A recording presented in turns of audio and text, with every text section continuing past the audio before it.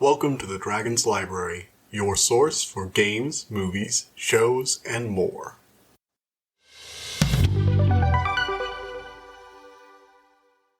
Alright, everybody. Well, we're here tonight, or this morning, or whenever I record this. I'll let it be a mystery. To talk about Black Widow. I actually just got finished seeing this film like an hour ago. So yeah, really good. Really good. I mean, that's, to be expected from Marvel. They basically have this down to a science at this point. For those of you who don't know, this is the Black Widow film, because, Natasha's finally getting her own movie, so, yay for that. It takes place, how do I even do this? It takes place right after Civil War, but before any of the stuff that happened before Infinity War. So it's like the direct sequel to Civil War, but it's also taking place a few months or years before Infinity War, and I think also Ant-Man and the Wasp. And I think that's all that happened between those. I'm not really sure where the rest of the timeline fits in right now. Also, it was supposed to come out before the Marvel Netflix show, so there was some setup for some stuff that happened there. So, spoilers for basically the MCU as a whole. I'm going to try not talking about anything from the more recent stuff, like Falcon and the Winter Soldier, until the end. There is a few connecting threads there. For the most part, though, you just need to look for spoilers for Civil War and maybe some Infinity War stuff if I bother to talk about it. So, yeah. I'm just going to assume everyone here has watched Civil War. If you haven't, the Avengers get into a bit of a mix-up and have a Civil War. Captain America versus Iron Man. Black Widow sided with Captain America. There was the Sokovia Accords. These superheroes had to register. They didn't register. So Black Widow is now being hunted down. Most of Captain America's team is in prison except for Captain America himself and Black Widow. Black Widow is on the run being chased by Thunderbolt Ross. Thus, the Black Widow movie starts. Okay, so you got all that? No? Go watch the rest of the MCU. I don't know what you're doing listening to a review of Black Widow if you haven't followed the last 20 movies at this point. Just watch them. They're mostly good, except for, you can skip Thor the Dark World, I guess, and Iron Man 2 if you're just bored. Those two aren't really worth missing, but, everything else good. So, now that we've, wrapped up all that nonsense, let's get to Black Widow. We're going to start with some basic non-story stuff, so let's go. Alright, so this film is kind of interesting. It reminds me a lot of, the stuff they did with Captain America and the Winter Soldier. It's more of a superhero spy thriller, which is really cool.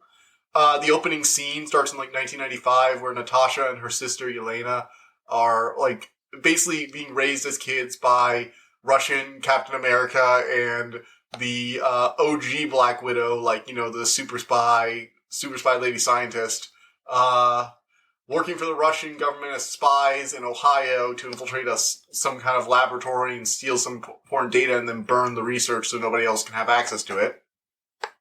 They end up, fleeing the country that night. Yelena doesn't even understand what's going on. Natasha has a bit more of an understanding of what's going on. She's trying to protect her. In the end, they both get shuffled off to the Black Widow Red Room program, which, for those of you who don't really know, because it's never been fully explained, aside from the fact that she has, some dark past and something to do with Budapest, the backstory to Black Widow is that she was a Russian spy, and a part of a secret Russian program called the Red Room, which is training, young orphans they picked off the street, specifically women, to be, amazing super spies. They were conditioned to be super obedient, and some of them were even injected with, borderline super soldier serum. Not super soldier serum, but they're, about as fast and strong as you can reasonably make someone without having access to that stuff. They're not superhuman, but they're pretty damn close. They can shrug off some dumb stuff.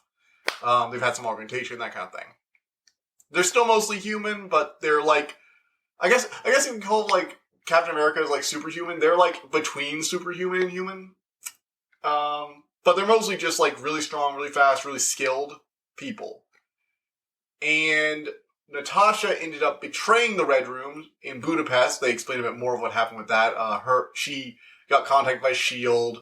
They said they could help get her out of this life. She had always been a bit more aware, managed to keep a bit more of herself than the others. So she made a deal with them. She helped kill the Red Room's leader in a massive explosion, which also killed his daughter, or you'll see. Which also supposedly killed his daughter as well, because she was the bait to verify this was actually him.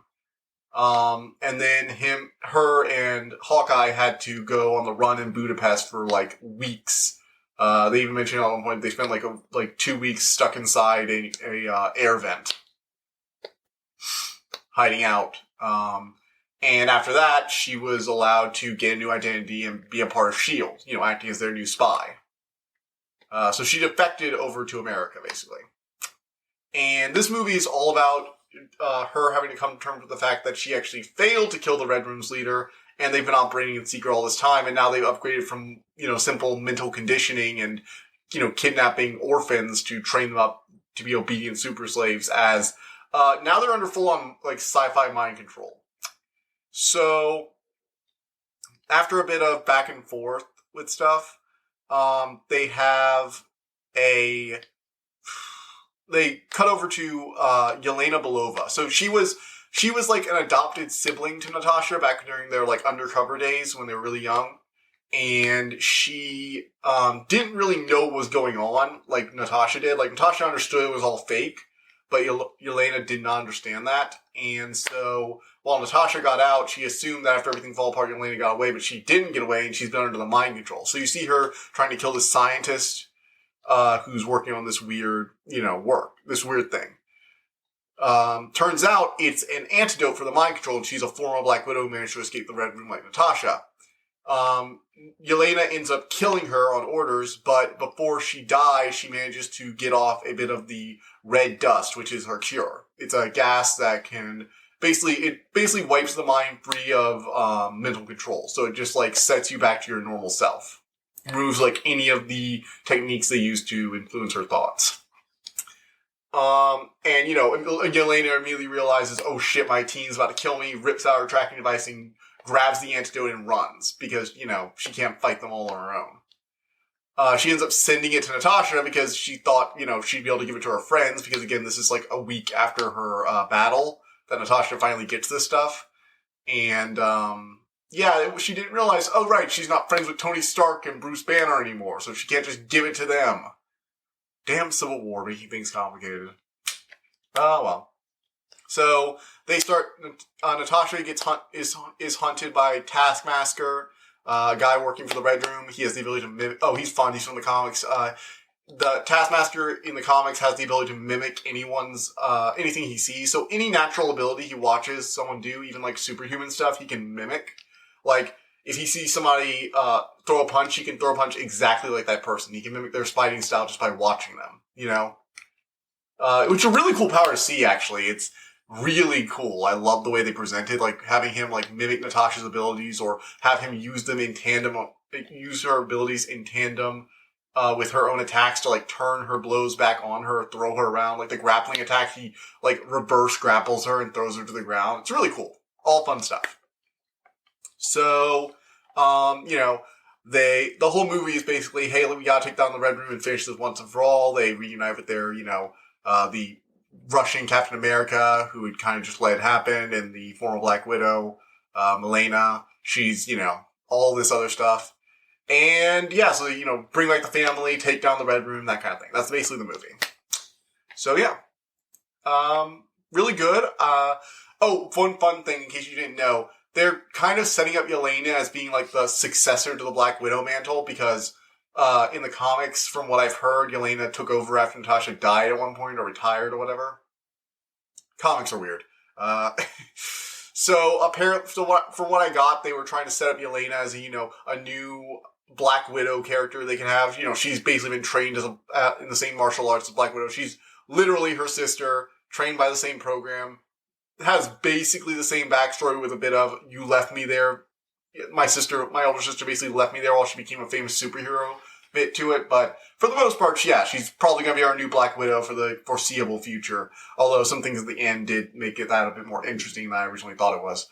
The actor's all good. I definitely am on board with seeing Yelena as a new Black Widow character. Scarlett Johansson is, as usual, really good with Black Widow. Seriously, I cannot believe it took them this long to give her a movie of her own. She's really good in the role. She deserved this a lot earlier. But yeah, it's a fun spy thriller, nice twists, nice. The villains get a few twists, the heroes twist it back on them.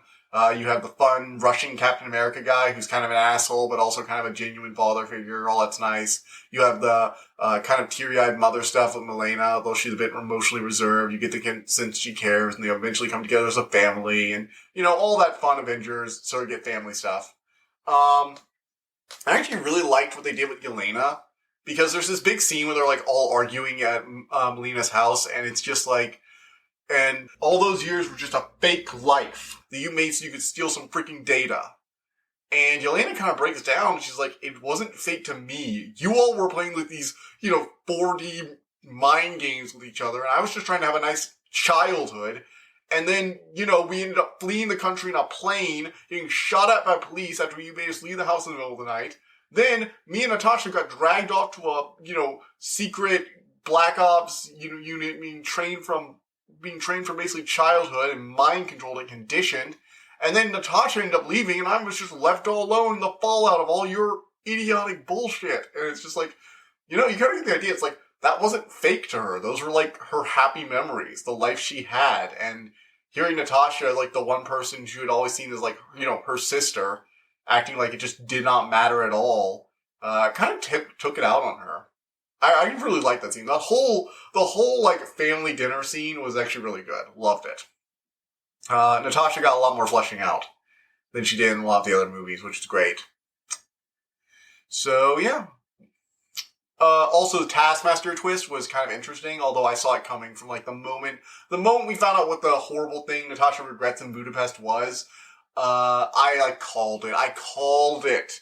The second I saw what she did, I called it. And I knew it. The Taskmaster did his big twist. So yeah.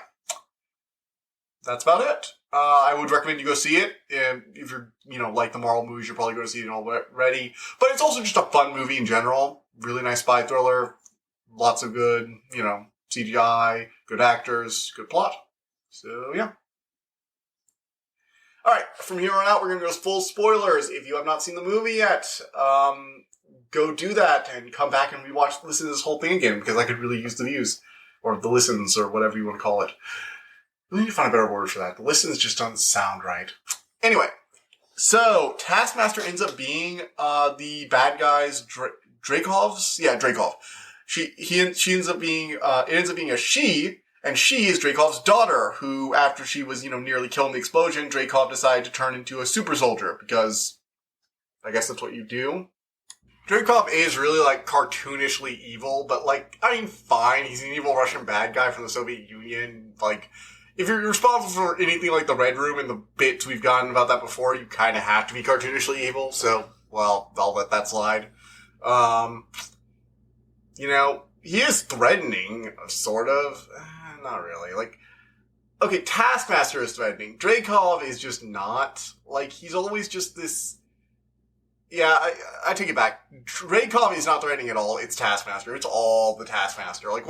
Once we get Taskmaster sympathetic, I kind of want just Taskmaster to get, saved. Get, rescued. She rescues her from this life, just like she rescued all the others.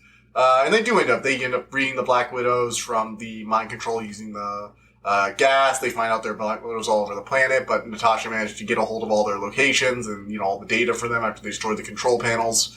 And so they can just go look for them, find them and save them. She managed to save a sample and she says, all right. So what happens is they attack this, aircraft carrier or floating base that the Red Room was based out of. So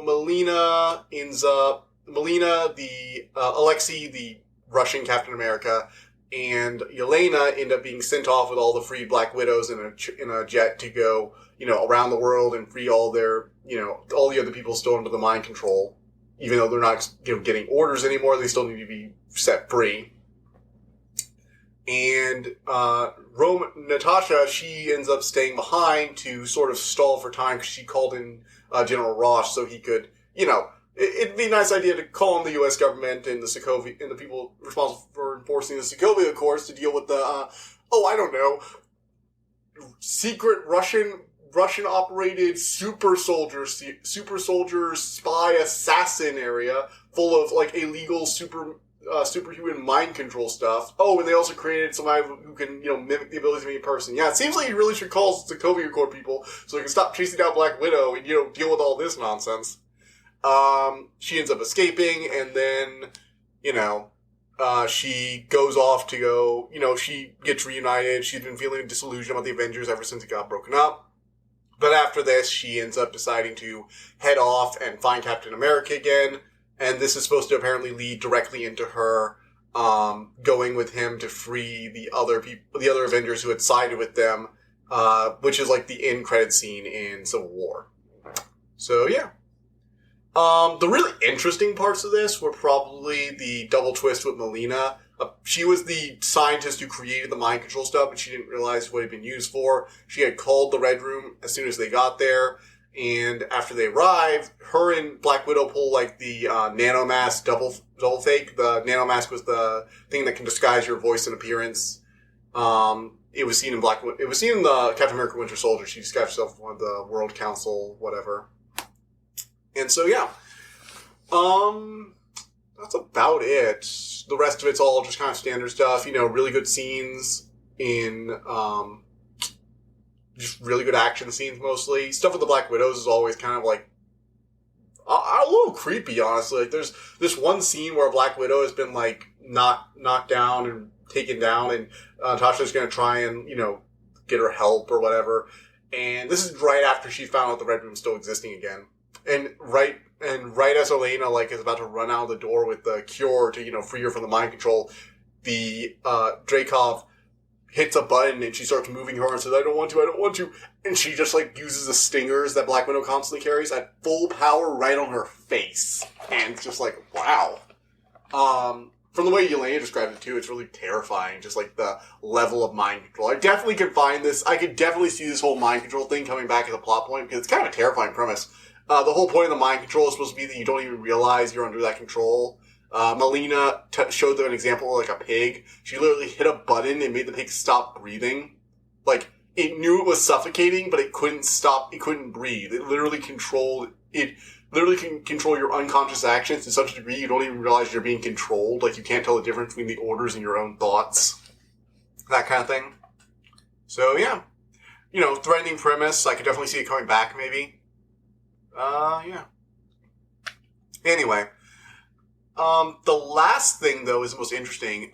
There was this woman in Captain America Winter Soldier, and I'm in full spoiler mode, so who was talking with the guy who became U.S. Agent, John Walker, called Valentina, and she's been kind of working in the background in that show, and apparently she's been working in the background of this stuff, because in the post-credit scene, we see Yelena going to Natasha's grave.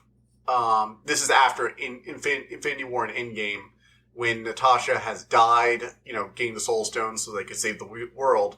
And apparently she's been working for Valentina, doing a few jobs for her. We know Valentina's up to some shady stuff, so maybe that's not a great thing. It's unclear how much she knows, what her motives are right now. But Valentina says, I've got a new job for you.